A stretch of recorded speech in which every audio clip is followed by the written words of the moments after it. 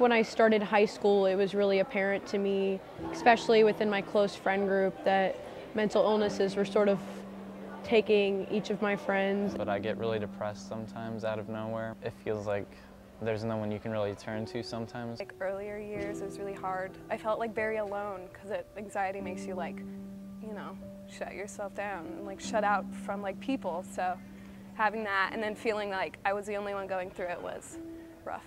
Some of them have anxiety, some of them are depressed, and some of them have even tried to take their own life. I knew that that's not something that should go unnoticed. A lot of my friends are too afraid to own up to their demons and kind of conquer them. Because of our course load and the amount of activities we do, especially here, people get so involved in athletics and academics and clubs. There's a lot of potential for stress to build up. People don't know exactly how to deal with it. It's just, it can be overwhelming.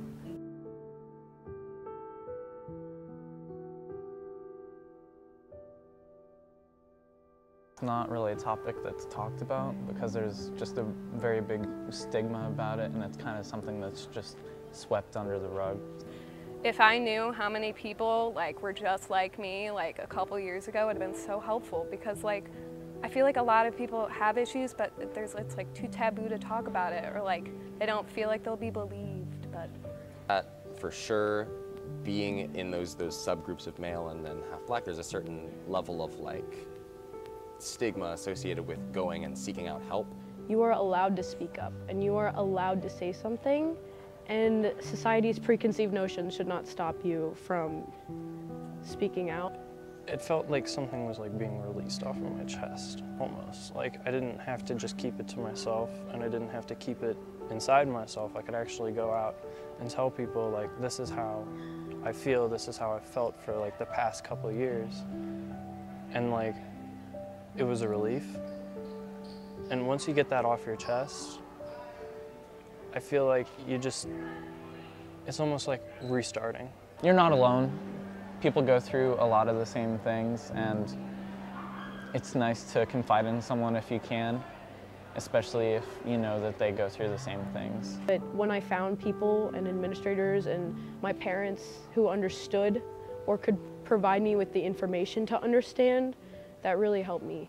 Growing up, the environment gets a lot more negative when you're older. And it's mostly self-imposed, I've noticed. A lot of people are saying that I hate myself, or I hate the way I look, or I hate the way that I appear to people, which is not something that you should have to go through.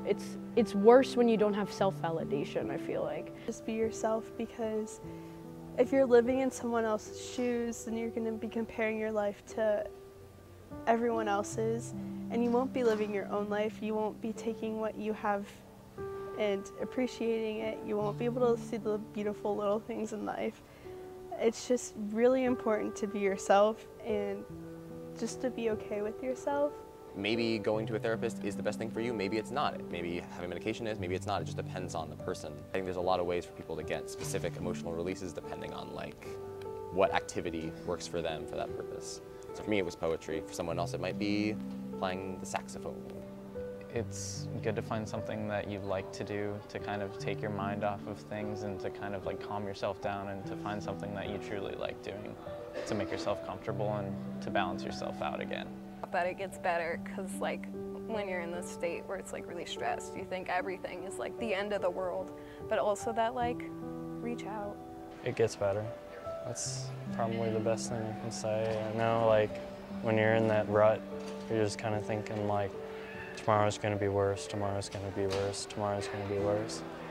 But, you know, it may rain for a little while, but there's always going to be, you know, clear skies ahead.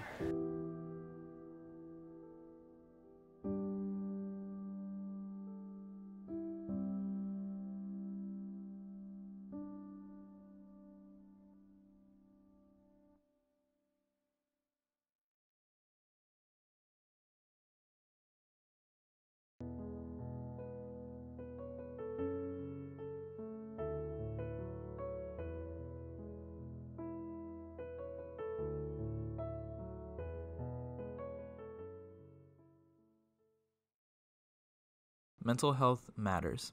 Feeling mentally well requires practice and effort, like any form of self-improvement. A sport, a musical instrument, a hobby, or schoolwork. We all have to work towards mental wellness. Nonetheless, it's okay to not feel okay.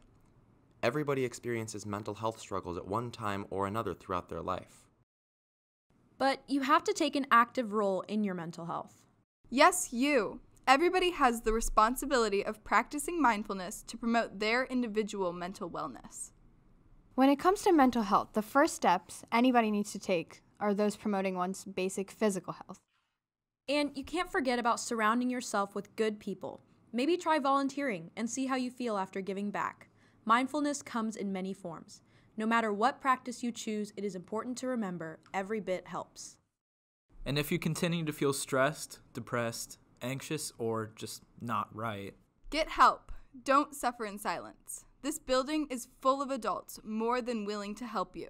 Seeking help is a show of strength, not weakness. Just talk to someone. It will help. Now, let's get mindful.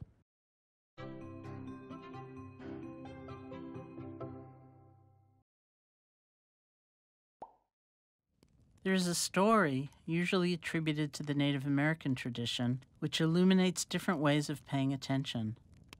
An elder, talking to a child, says, "I have two wolves fighting in my heart. One wolf is fearful, vengeful, envious, resentful, and deceitful. The other wolf is compassionate, loving, generous, truthful, and peaceful." The child asks, "Which wolf will win the fight?" The elder responds, "The one I feed." That doesn't mean we try to deny or hurt or kill the angry wolf. If we did that, we'd end up in a long battle, all the while somehow making that wolf more powerful through our hostility and fear. Hating that wolf sucks the strength right out of us.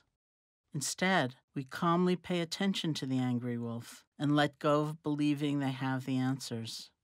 If we can do that, they end up lying down next to us, no longer an enemy. We help strengthen the kind and loving wolf, giving it nourishment and support so that we can follow it. That peaceful wolf can become our steady companion and show us the way through all kinds of different life experiences. Restful or chaotic, enjoyable or disappointing experiences may come and go, but we can have a guide with us through it all. This is what mindfulness can help you do. Mindfulness allows us to see our thoughts and feelings as they are beginning. It's very powerful to know what we're feeling as we're feeling it, know what we're thinking as we're thinking it. With mindfulness, we can choose what will strengthen and bring into action, and we can choose what we will gently let go of. We don't have to be at the mercy of old habits or old ways of thinking or old ways of being. We are empowered. It just takes practice. This is how we get mindful. Hi, I'm Kelly. I'm a senior at Sycamore High School, and being mindful to me means a lot because I think freshman year I went through quite a bit of difficulties, and especially just finding ways to be present in the moment and not be too overly anxious about a lot of things at Sycamore High School in regards to my grades and just things that I found a little bit too much worth in. So I really kind of turned toward yoga as a form of being mindful. I took time away from my practice, and that's kind of how I got my teacher's certificate, was just because I found importance in, helping others be mindful as well, but taking time away, whether it's an hour, 30 minutes, 15 minutes, just to kind of sit and be present in the moment, focus on your breathing. And I know those are all kind of corny terms that people use, but for me personally, they really changed my outlook on life and how I was able to participate in daily society, because I wasn't feeling a conscious state of anxiety at all moments. I was able to catch my breath and focus on things that were really important in that moment. And so for me, that was yoga, but for a lot of other people, that can manifest in a lot of different things, whether it's singing or, making art. That's also something I love to do. So just really focusing in those moments and thinking about where you are, what you're doing, how you're doing it, and the way in which that you're able to catch your breath in those moments was something that was life-changing for me personally. Hi, I'm Linnea. I'm a senior and I practice calligraphy for mindfulness. I started practicing calligraphy since I think 8th grade-ish, and it's been very stress relieving, and it's very calming in a sense, and yeah, it's helped me through a lot of anxious times. I am Mr. Griga. I am the photography teacher here at Sycamore High School. And this is a useless box, also known as the metaphor for my life. So when you press this button, the little arm comes out and presses the button back and the box closes. So pretty much everything I do gets undone. And it's a nice metaphor for life, and obviously that becomes very maddening.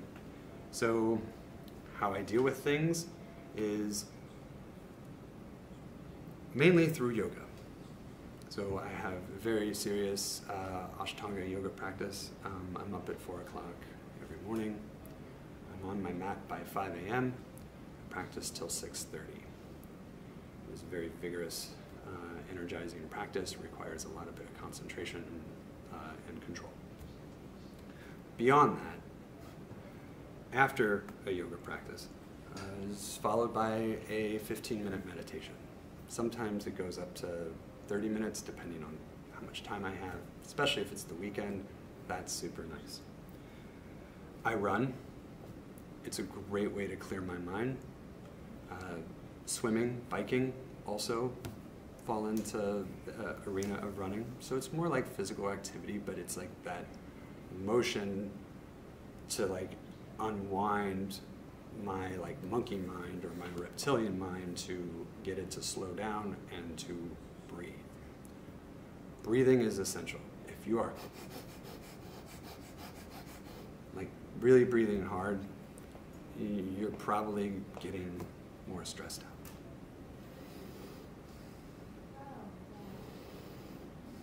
Controlled breathing is a much better way to practice focus and controlling your mind to let that focus happen naturally. The other thing that really helps is hiking. I love to walk in the woods. I know it sounds weird. Love to go out west and hike out there as well and camp, get away from it, unplug.